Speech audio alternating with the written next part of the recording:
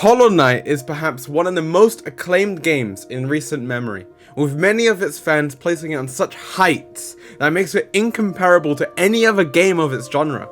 But is this praise actually justified? I played the game from start to finish back around December, and I can now say that I feel almost qualified to give a review of this game. I could have made this review right after I finished playing the game, but that probably would have skewed my opinion. And so now is probably the best time to make this review. So this review will look at 4 different factors, right? And then I'll give my overall rating at the end. I'm gonna go through story, gameplay, music, graphics, and yes, there will be spoilers. So if you have not played the game, just click out the video, leave, and come back after you beat the game, so then you can hear my thoughts. Or just don't. Thanks. I really feel like I need to talk about the most discussed factor. So let's talk about the story. Obviously, this game is full of story. Absolutely crammed with it. So as you play through the game, you'll be inclined to explore the world that's upon you. And it's likely you'll find some inscriptions to read, or some NPCs to talk to. The quality of this dialogue is interesting, because it's vague enough to not say so much, but also specific enough to not say so little. This is clear when talking to many of Hallownest's NPCs. Though, if you were to play this game entirely without caring about the side stuff, so talking to NPCs, going to side areas, stuff like that, just focusing on the main story, I feel like you still get a good sense of the world, thanks to its beautiful main story. The main story in this game tries its best to not reveal everything on its outset, and so you're truly encouraged to piece together the entire world of Hallownest. Hallownest? I think that's how you pronounce it. At times, though, the story was a bit too vague for me, and so left too many questions unanswered. When the game wanted to answer these questions though, boy did it answer those questions. The final fight against Hollow Knight was beautiful yet sad, and was probably one of the best examples of it just answering all the questions that you had. And it was probably, because of that, one of the most artistic moments in the game. Though, in terms of story specific to locations, some things were left a bit too open-ended, and those locations probably only served one specific purpose, instead of it being like a bigger overall importance to the overall story. One example of this, Lake of Un. I had such huge expectations for Lake of Un, but that was probably my fault. But still, say it served like one purpose, that's for a charm. So, there you go. Now, just a note, it didn't really make Hallownest bland or unsavory, because the characters you interacted with throughout Hallownest made the world become this very in-depth place with many hidden histories. I can go on and on about each of these characters, even if they appear for one purpose, or no purpose at all, because they're all given specific characteristics that make them stand on the same heights as main characters. So like Hornet, the guy you play, story delivered this way, although I do have some complaints for the game, is what I love in any game, and so Hollow Knight, even if I have those complaints, delivered it really well. But this is a game, so how good is the game aspect of this game? Well, I can say with full confidence that this game plays like any other game. The controls are very fluid, and anytime something went wrong, I always had myself to blame for it. So the game's controls aren't pitted against you, meaning exploring the world never felt like a chore. Throughout Hallownest, there are many branching paths which either led you to very important items, useful side items, or a lot of in-game currency, Geo. Because of this, exploring hardly felt like a waste of time. There were some instances where exploring seemed pretty wasteful, since you really didn't get much out of it besides like very vague text and some measly geo. This isn't bad though, because the puzzles that gave you nothing weren't really difficult, and so the harder the puzzle was, the more likely you'd have been given better spoils. There were some instances where the amount of effort was unequal to the quality of the prize given, especially in terms of the charms. As a quick side rant, the charms were a great addition to the game, as it provides more variety in terms of combat and movement, but the charms themselves seemed very hit or miss. Much of the charms seemed quite situational, or even made other charms practically useless. A specific example of this is the Soul Catcher charm being made void entirely by the Soul Eater charm. You're able to stack these charms, but I'd argue that my point still stands. I feel like they could have easily developed the charm system, probably by allowing charms to be upgraded individually, but what the game currently has is possible. Besides the game being absolutely packed with charms, which is good for exploration, it is also crammed with tons of puzzles. I've already touched upon this earlier in the video, but allow me to explain my point more in depth.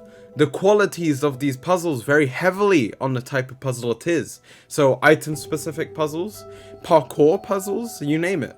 Though parkour puzzles are the most common in Hallownest, so I'll be specifically talking about those. Parkour puzzles, in case you don't know, involve avoiding spikes, jumping on spikes with your nails, as well as many other things, and these puzzles are incredibly fun to get through.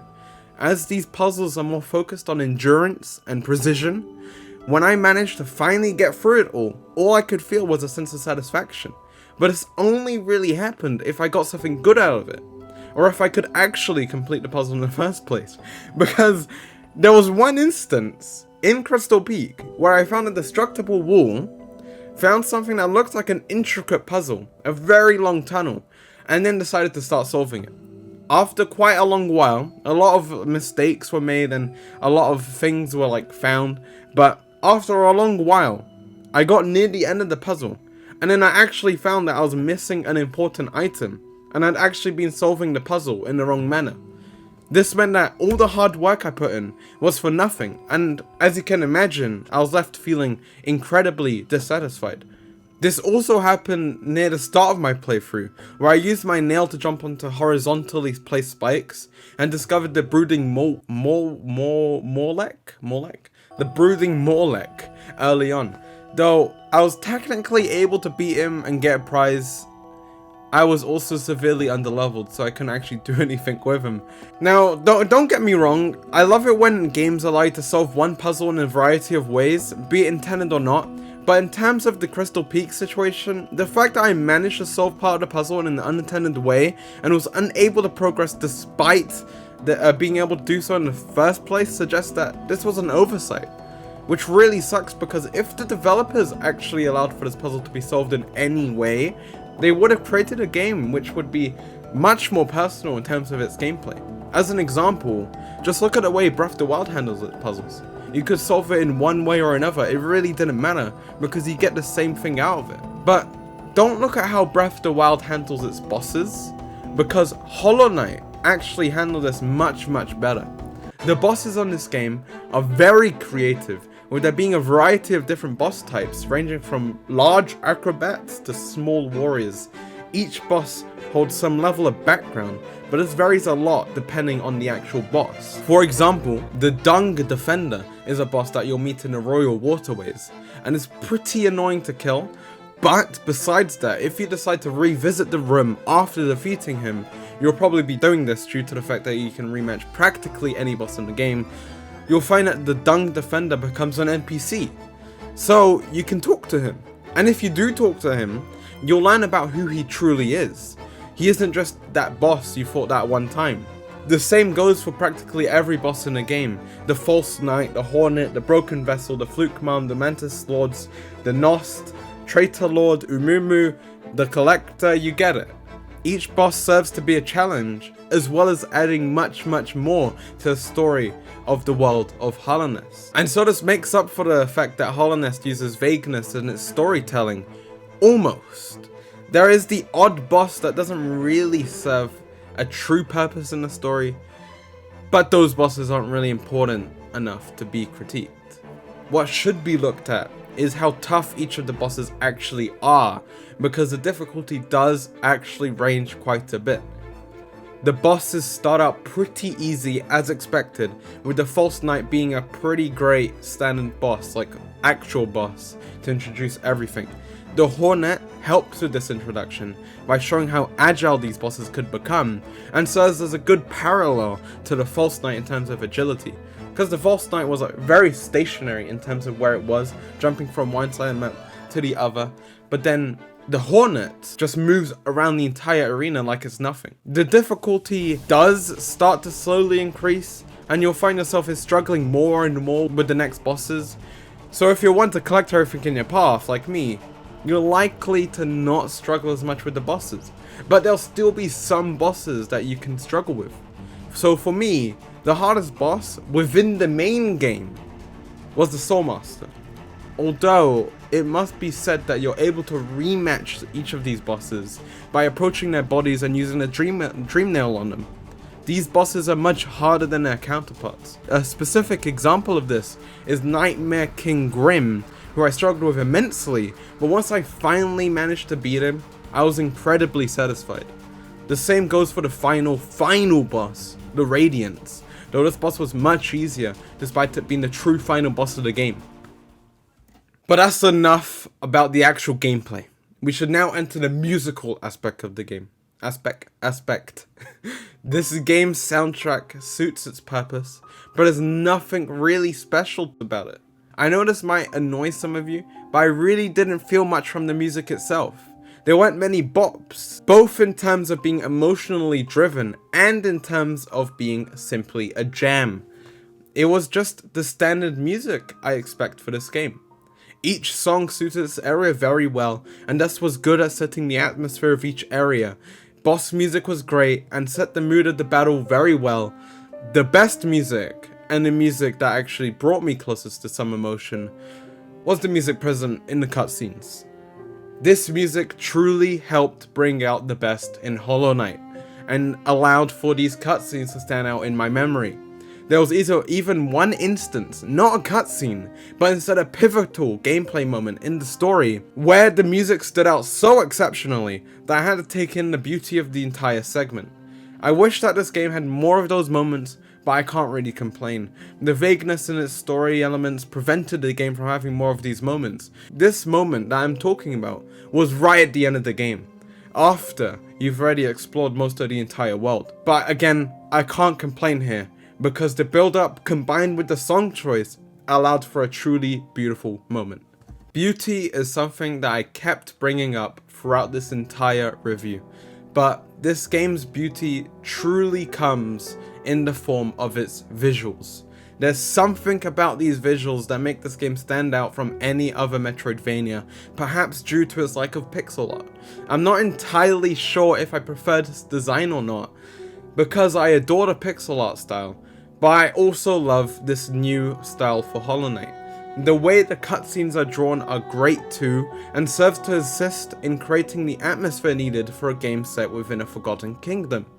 So if this game was made in the pixel art style, perhaps it would have been less beautiful, but at the same time, I might have preferred it. But again, this is simply down to personal taste, and so it doesn't really affect the game's quality overall, because it's still one of the better looking games I've played to date. So I think I went over everything there is to be said about Hollow Knight, besides God Home, the White Palace, the Path of Failure, the DLC Grim stuff. There's still a lot to be said, but all of what brings these things together have already been talked about, and so I'm happy to end it here. If I were to give this game a rating out of 10, I'd have to give it a solid 7.4 out of 10. Because there's really nothing to complain about here, only things to suggest for improvement.